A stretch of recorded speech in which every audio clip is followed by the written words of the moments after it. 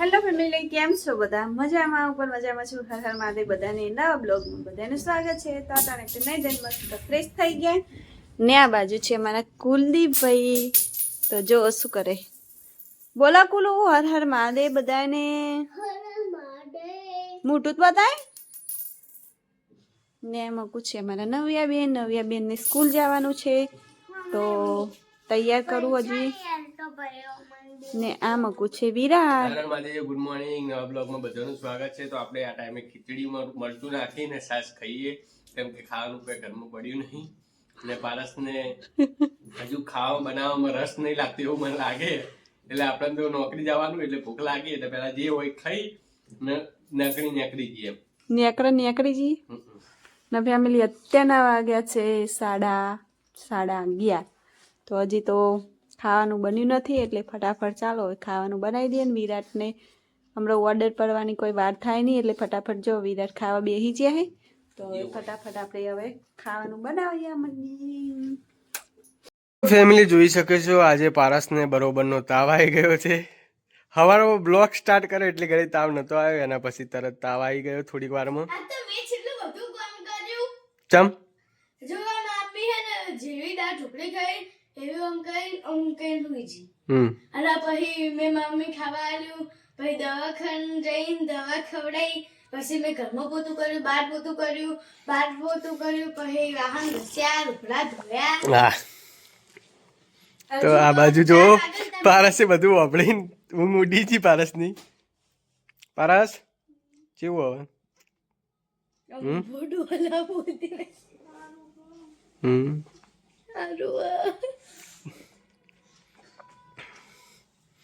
ને આ બાજુ છે જોલા. હમણાં તો ગુલ્ફી જેવી ખાતી હતી કે બધું તાવ આવ્યો. કોણ ગુલ્ફી તારી ખાતી હતી?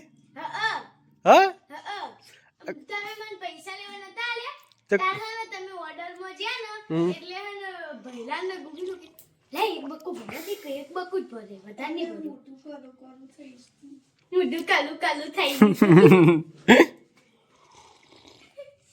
ગયું ભાઈ. આઈસ્ક્રીમ ખાવાની તાવ આવ્યો તો ઓકે. મમ્મી ટાલી આઈસ્ક્રીમ ખાઈ જતી હતી. હા ચમ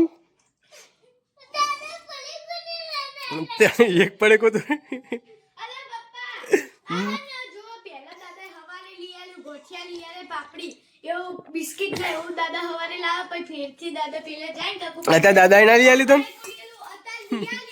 પણ ભઈલું અતા લઈ આલી પણ ખાઈ ગયો, પછી હું ખાતી હતી ને તે ઈજુએ ખાઈ ગયો, પછી હવે કે પણ બીજું લઈ આલે એ બધા ખાઈ ગયો. પહેલું ટાળું સલીલ જો પેલા જેવું થયું, પંપા જેવું થયું.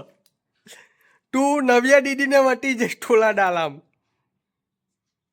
પહેલું ખાવું પીવું બધું પીચા નહીં પણ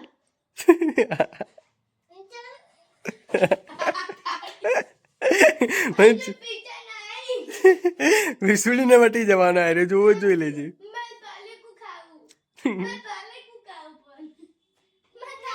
પણ ને આ બાજુ જો પારસ ને આજે ચો થયો પણ ગેડા જેવો. આ ગુગલીને વિસુડીને વટી જવાનું કોઈ ના કે. હા ત્યાં ફેર 63 કિલો થઈ ગઈ. ફેમિલી રાત પડી ગઈ હે ને આજે આવે તો આપણને તાવ તો તબિયત પણ સારી નથી ને. અમારા કુલદીપભાઈ હોઈ ગયા હે ફેમિલી. આજ તો ઠંડી જોર છે જોરદાર.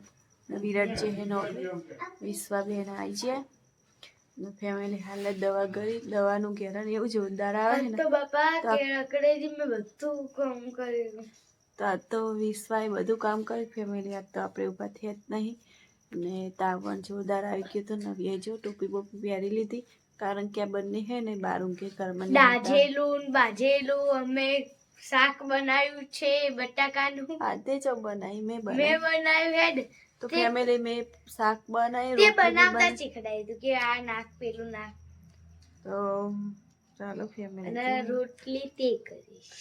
તબિયત આ તો સારી હે નહીં એટલે બોલાતું પણ નહીં ને. વિશ્વા જેવો નાટક કરે પાછળ ના મકો. મારા ગુગી બેન જો ટોપી બોપી પહેરીને તૈયાર થઈ ગયા કારણ કે બે જણા બહાર ઊંઘે ને તો ઠંડી જોરદાર. ઘરમાં હોવાનું કહીએ ને તો કે મને ઊંઘ આવતી નહીં ઘરમાં, એટલે ઘરમાં મૂકતા નહીં. ઊંઘ નો આવે.